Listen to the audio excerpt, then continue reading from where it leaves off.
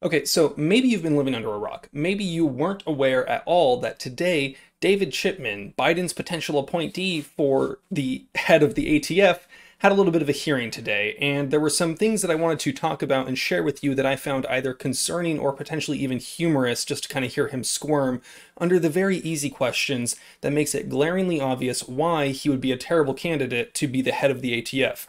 I'm going to have a link to the Firearms Policy Coalition down below so that you can fill out their pre-generated link so that you can contact your senator and tell them to oppose David Chipman being confirmed as head of the ATF. Before we get going though, I do want to say thank you to 80% Arms. They are a sponsor of this channel. They've been a huge supporter of me for a long time. I have used their Gen 2 and their Gen 3 Easy Jig. The Gen 3 Easy Jig, I mean, it's in the damn name. It makes it easy to take something like one of these, which the jig works on AR-10, AR-15, and AR-9 lowers, and turn it into a fully functioning firearm. In the state of California, you can still get these shipped straight to your door if you are wanting to comply with the law and go through the state registration process. You can order lower receivers from them, which have the state-assigned serial number on them already, at which point you can mail them out. If you're into the more spooky aspect of homemade firearms, you know, maybe that's something you might want to check out. Check the Odyssey link down below so you can watch this video hosted on another site, and there will be some information, maybe some spooky links that you can check out there. So let's get into the video today. So I'm going to start with just this video here. This is from Young Americans for Liberty, a good organization if you are libertarian-minded, I guess is a way to put it, and younger. They got some great volunteer opportunities. Maybe check them out as well. 3rd of 2020, just over a year ago, you gave an interview with Cheddar News. And you were talking about increases in gun sales, especially first-time gun owners who had decided to purchase a gun for the first time during the pandemic. In the interview, you openly mocked first-time gun owners, saying that they were, quote, more like Tiger King, and then advising them in quite a mockery to hide their gun, quote, behind the cans of tuna and beef jerky they have stored in a cabinet, and only bring that out if the zombies start to appear, close quote. Now, here's the thing that makes that especially funny. For those of you that aren't aware, Tiger King, he was a criminal meth head who coerced many men into homosexual relationships when they weren't actually homosexual. This guy was a groomer, a rapist, and a meth head. And that's what David Chipman thinks of the first-time gun buyers. When I first saw this, I watched the clip and I read the clip several times, hoping that I was missing context, hoping that there was something else there that would make this less troubling.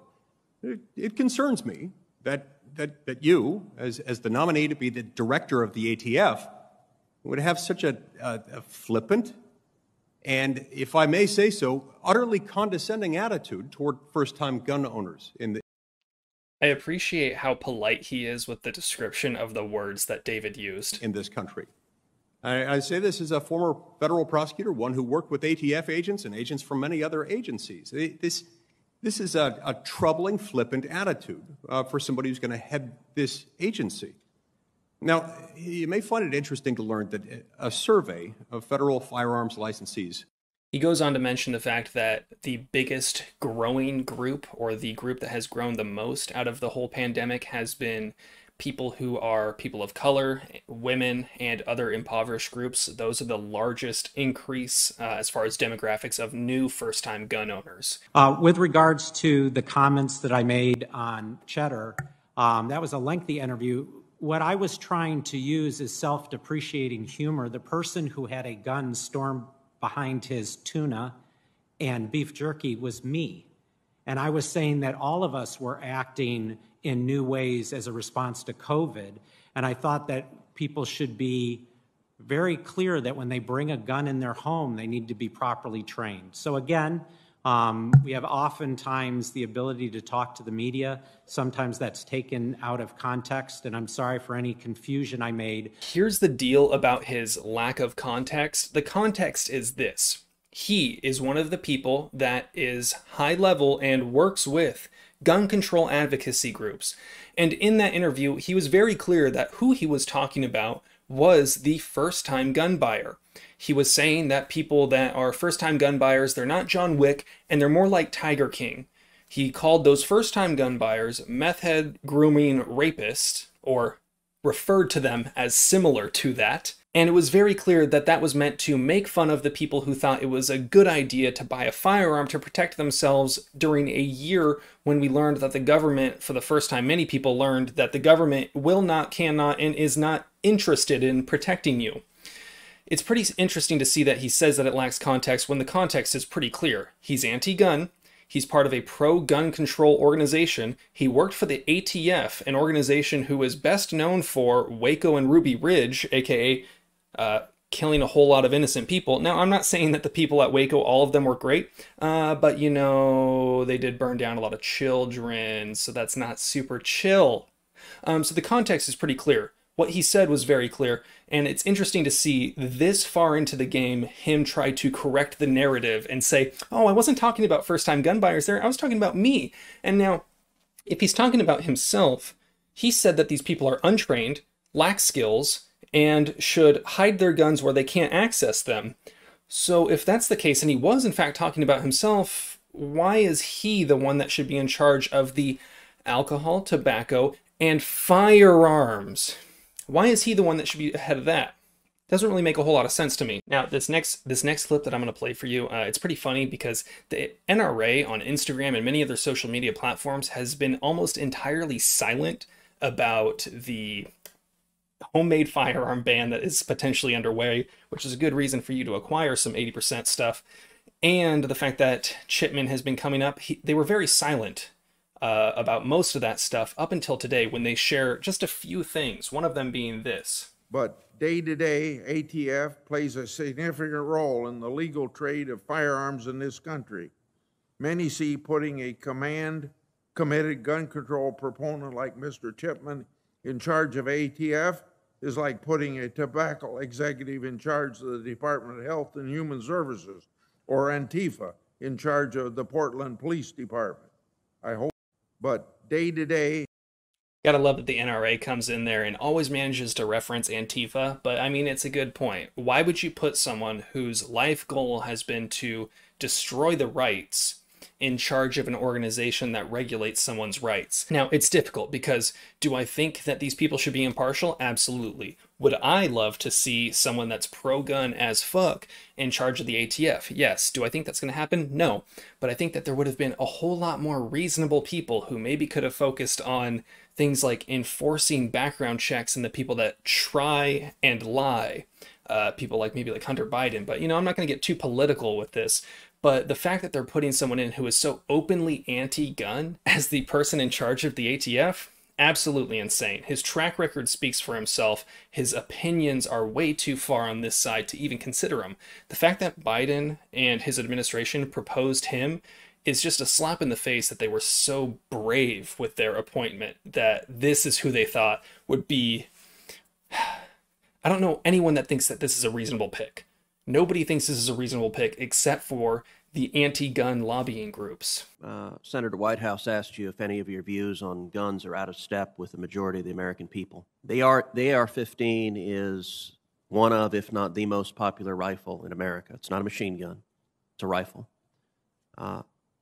Your public position is that you want to ban AR-15s. Is that correct? Senator, thank you for the question, and thank you for our visit yesterday and offering me a Dr. Pepper. It made me reminisce about my time in Central Texas. But now to your question. With respect to the AR-15, I support a ban as has been presented in a Senate bill and supported by the President. The AR-15 is a gun I was issued on ATF's SWAT team, and it's a particularly lethal weapon. And regulating it as other particularly lethal weapons, I have advocated for. I want to get just a few things out of the way first before I really dive into this. Now, the AR-15, he says, is particularly lethal. It's a juiced up 22, typically, with an AR-15 platform firearm. I own many firearms that are more powerful in almost every metric when it comes to lethality, terminal ballistics, velocity, bullet weight, powder charge, every possible way that you could measure particular lethality or power. I own many guns that are much more powerful and lethal than an AR-15. I love how they talk about how this is such a lethal firearm, when in reality, the most lethal firearms in terms of usage are always handguns. Handguns are used in something like 88% of all violent crimes that involve a firearm, whereas about 400 people die every year from rifles of any kind, and that includes Grandpappy's hunting rifle. So this whole talk about he's clearly biased. Now, during this interrogation, basically, at one point someone asked, what firearms do you own? And he said that he thought it was a very personal question, and he only chose to answer. He's been very specific to only answer the firearms that he owns, and mentioning a Smith & Wesson commemorative firearm. First of all, I think gun manufacturers should stop making commemorative firearms for federal organizations. It just doesn't make sense to me. Those are the people who will come and take it. So why don't we just stop with that? Let's just get that out of the way. But he says it was a very personal question. But then he goes on to say that he thinks that the AR-15 should be banned and regulated like the NFA firearms, like SBRs and suppressors and full autos. So he wants people to register their firearms like the AR-15 and then have them on a list. But it's too personal of a question for him to answer what kind of guns he has. Now, here's the deal.